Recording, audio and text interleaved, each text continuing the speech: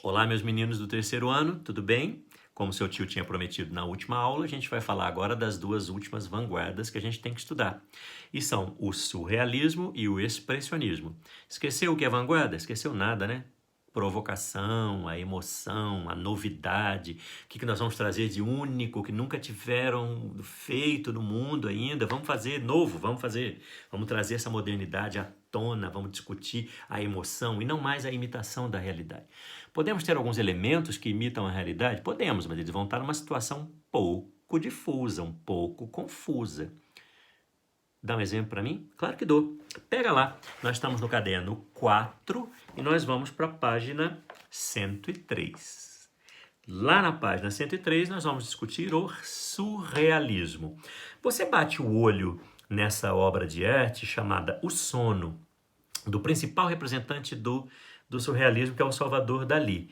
E você consegue verificar que há uma figura humana, tem o olho fechado, nariz, boca, queixo, cabeça. Ok, mas está numa situação bem complicadinha, né? Parece que é uma cabeça e no final dela o pescoço, não sei. Parece que está meio que derretendo. Está sustentada por umas varas, uns bambus, muito bem desenhadas as varas, né? Nós temos um céu azul, nós temos lá atrás um conjunto de, de, de montanhas, deve ser isso. Aqui do lado, no cantinho esquerdo, nós temos um cachorro, nós temos uma pessoa. Então são situações, são figuras que a gente identifica. Então nada é só rabisco, a gente identifica com muita clareza que isso aqui é uma figura humana, que tem alguns elementos muito naturais, mas eles não estão numa situação real, estão numa situação surreal. O que é surreal? É uma situação do sonho, assim, é uma situação, quando você sonha coisas malucas, você fala assim, era você, estávamos num lugar, tudo muito prático, mas quando você conta o sonho, é uma maluquice que aconteceu com você, desenhadinho ali bonitinho, a pessoa desenhadinha ali bonitinha, no lugar que você conhece, ou desconhece, mas é um concreto, mas a situação é maluca, é surreal. Então nós temos figuras muito bem determinadas, muito bem desenhadas, mas que estão colocadas numa situação de sonho, né? No mundo de sonhos, no mundo primitivo, no mundo aleatório, no mundo maluco, né? De várias possibilidades. Eu acho extraordinário, eu acho o surrealismo extraordinário, eu acho Salvador Dalí extraordinário. Queria que vocês dessem um Google aí, procurassem alguns quadros do Dalí. Na época que a gente estudou o surrealismo, seu tio levou para vocês os quadros. Aqui na... Deixa eu ver se tem mais algum surrealista aqui. Não vamos ter mais. Não, tem um surrealismo na página 106. A gente tem um desenho do René Magritte, Os Amantes, de René Magritte, que é representante do surrealismo. Ah lá, tem duas pessoas se beijando, provavelmente é um homem e provavelmente é uma mulher, mas eles estão com um pano que recobre o rosto, não sei, um plástico. Não sei, dá para identificar que é um homem, dá para identificar que é uma mulher. O homem está com um terno e gravata, a mulher parece com um vestido com o ombro à mostra. Mas a situação é esquisita, né? Estão se beijando com um pano. Surreal. Então a gente compreende que o surrealismo é isso. A gente tem figuras que a gente percebe, identifica, mas elas estão numa situação de sonho, esquisita, aleatória. E, finalmente, o expressionismo. O expressionismo, a gente vai trazer alguns camaradas que têm força do nome. A gente pode dizer, por exemplo, que o Van Gogh é um expressionista. Ele tem traços expressionistas. Nós vamos dizer, por exemplo, que Tarsila do Amaral, uma pintora brasileira, tem traços expressionistas. A Anita Malfatti tem traços expressionistas. Que é o quê? É quando você coloca uma realidade palpável, visível, nota-se que é no quadro que nós temos exemplo aqui na 103, que é um homem, que são duas mulheres, uma mulher está sentada numa cadeira, mas a gente está achando que essas figuras estão deformadas, estão distorcidas. Ok. Então nós vamos ter como representante, neste caso aqui, Edvard Munch. Esse quadro é do Munch, A Criança Doente. São cores fortes, né, rabiscadas com uma força imensa, mas colocado tudo assim tão aleatório, maluco, deformando a realidade e trazendo uma atmosfera de uma certa melancolia, de uma certa dramaticidade. Isso é o expressionismo. a deformação da realidade com traços rápidos, com cores fortes, trazendo muita dramaticidade. Você vai lembrar dos quadros do Van Gogh. O Van Gogh também traz essa dramaticidade em traços muito fortes, muito próprios dele, e que deforma, né? Não é a realidade tal qual a gente vê, ela está meio deformadinha. Então você veja que isso aqui não é uma visão de sonho, porque você poderia dizer assim, mas não parece surrealismo?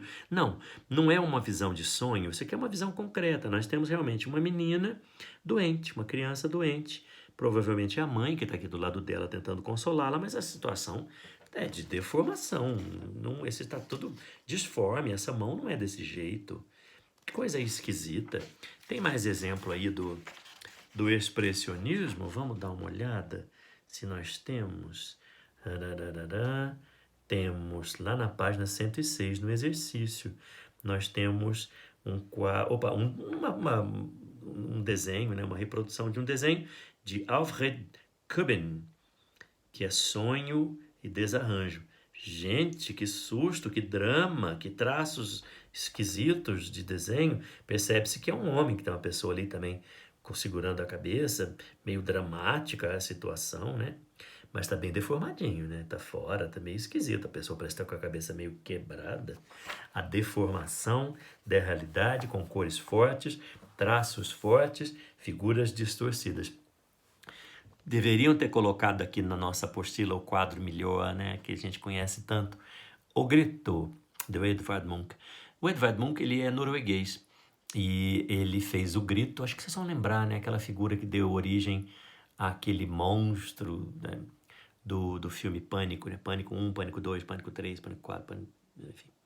Aquela máscara, né? Parece aquele quadro do Grito, do Munch, que é aquela figura estranhíssima, parece um fantasma com olhos, boca estranhíssima, um corpo estranhíssimo, parece que ele está numa ponte, e nós temos um horizonte que não sei se está meio no ocaso, assim, meio no pôr do sol, com cores muito fortes, gritantes, vermelho, amarelo, muito misturado, traços rápidos, e aquela dramaticidade, parece que o quadro está gritando na tua frente, assim. Então, esses traços fortes, com a figura distorcida, com essa dramaticidade, a gente chama de expressionismo. Meus amores, aqui nas páginas dos exercícios, nós temos grandes exemplos. Nós temos o maior quadro cubista, que na verdade não é um quadro, é um mural do Pablo Picasso. Ele tem 4 metros por 7 metros, é imenso, que é o Guernica, do Pablo Picasso. E você pode verificar que nós temos figuras geométricas representando a realidade dispar, diferenciada, né? Da todas as possibilidades. Nós vamos encontrar aqui um cavalo, nós vamos encontrar umas formas humanas, nós temos uma janela, nós temos uma lâmpada, uma espada quebrada, um pedaço de perna, uma pessoa aos gritos, parece que tem um incêndio. Então, as várias possibilidades da utilização da forma geométrica para representar esse bipartido que é a sociedade do século XX e o homem do século XX. Especificamente esse quadro do Picasso, o Guernica, ele está falando de um dos horrores da guerra, quando nós tínhamos um ditador na Espanha chamado Francisco Franco. E o Francisco Franco, ditador, acabou sendo amiguinho de um camarada chamado Adolf Hitler, que precisava fazer uns experimentos com algumas bombas, e o Hitler pede autorização para o Francisco Franco para soltar uma bomba numa cidade espanhola para ver qual a reação, o que dava a bomba. E o Francisco Franco autorizou que se detonasse uma bomba levada por um avião na cidade de Guernica. E lá foi o aviãozinho e soltou a bomba. Explodiu e matou todas as pessoas. E é o que nós vemos nessa reprodução do mural Guernica, né? Veja que nós temos incêndio, nós temos pedaços de corpos, nós temos pessoas apavoradas, nós temos um cavalo com a boca aberta, uma lâmpada que parece que é um símbolo do momento da bomba. É muito assustador, mas veja que nós temos triângulos, quadrados, círculos, retângulos. Então, quando você vê forma geométrica representando essa sociedade partida, quebrada, né? A gente vai ter o cubismo. Ali na página 105, a gente tem a famosa fonte do Marcel Duchamp. É um mictório. Na página 106, nós vamos ter, num exercício extraordinário, um exemplo de uma figura expressionista, de um fauvismo. A gente nem estudou o fauvismo, porque não vai dar tempo da gente ver o Matisse. Um muralismo do Diego Rivera, que era o marido da Frida Kahlo, lá do México. Nós vamos ter um retrato do Stravinsky, feito pelo Picasso. E nós vamos ter os amantes do Magritte, que seu tio já falou sobre isso com vocês. E na página 107, a roda de bicicleta do Marcel Duchamp. Ele colocou uma roda de bicicleta em cima de um banquinho e disse: é arte. Dadaísta, né? Malucão, ele quer provocar pra caramba. Conseguiram. E hoje são as obras mais caras do mundo, representativas do grande mercado de arte que nós temos no mundo.